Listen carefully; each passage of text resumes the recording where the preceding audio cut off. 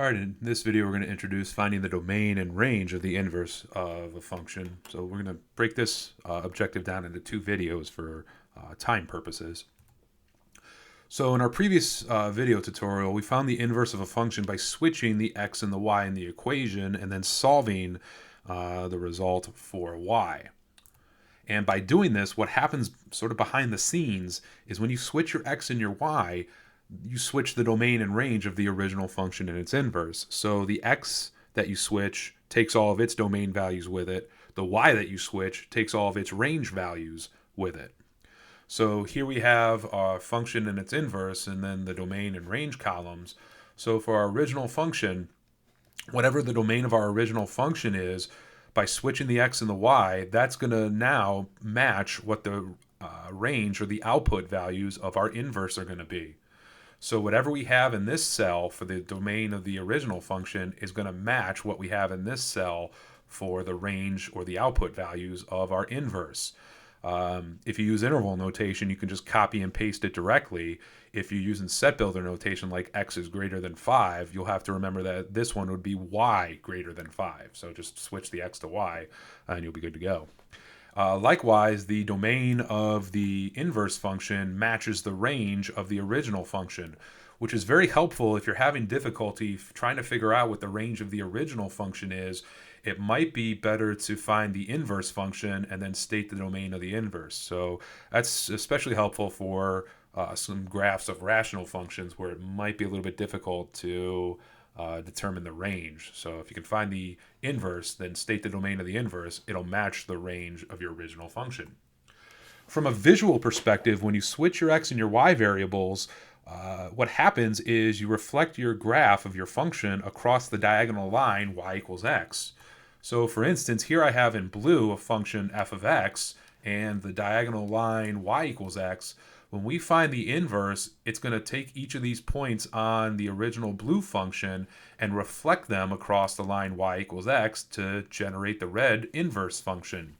And that's one of the properties that actually has to hold up when finding inverse. So especially when we have some functions where we have domain restrictions, when we get the inverse, in order to be able to successfully get the correct inverse function, our inverse function, when we graph it, must be a reflection of our original function across this diagonal line.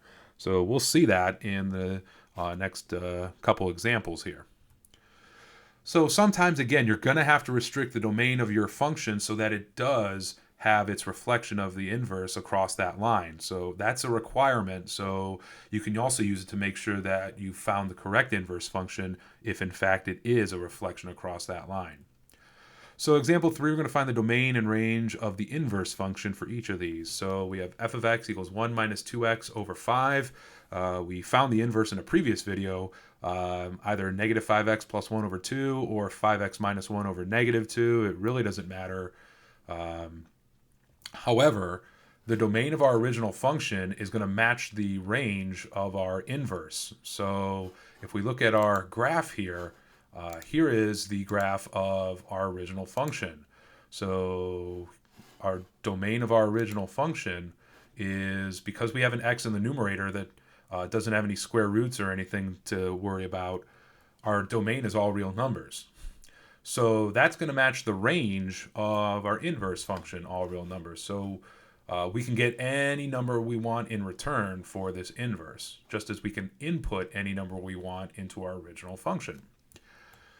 Our domain of our inverse function is going to match the range of our original function, so we don't really have any restrictions on the values of y for our original function. So the range of the original function is all real numbers. That matches the domain of our inverse function. So here again, we can see there's no variable in the denominator of our inverse, and we don't have any variables inside of an even root. So our inverse's domain is all real numbers.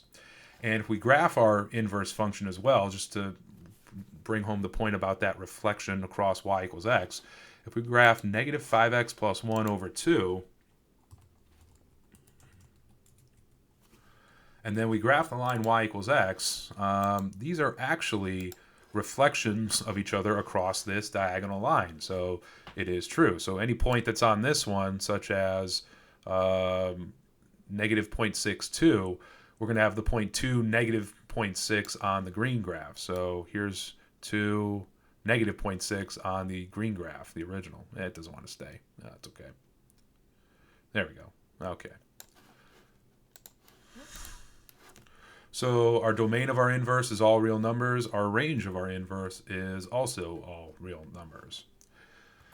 All right, part B, we have 2x over 1 minus x. We found the inverse function in a previous video to be x over x plus 2. So setting up our table, if we look at our original function, we do have a variable in the denominator.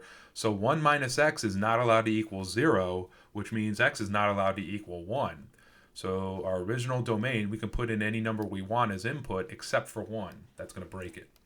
So that's going to match the range or the output values of our inverse function here. So if we use the set builder notation, x not equal to 1, we can copy that, but just change it from going from the domain column to the range column from x not equal to 1 to y not equal to 1. Sometimes the interval notation's a little bit better because you don't have to worry about changing from x to y if you overlook that.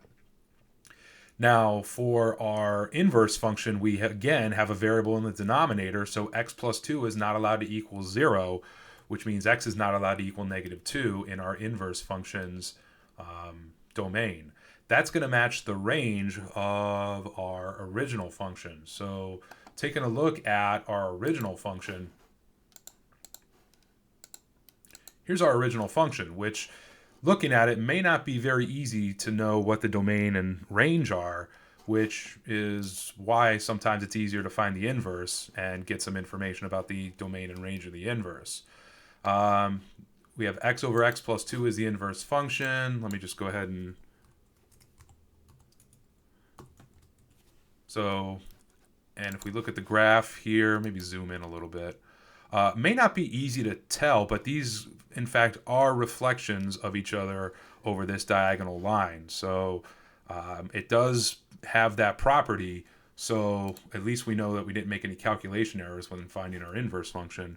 But our domain of our inverse cannot equal negative 2, so negative infinity to negative 2. We're going to unite that with negative 2 to infinity. And for our range, we have not equal to 1, so negative infinity to 1, unite that with 1 to infinity.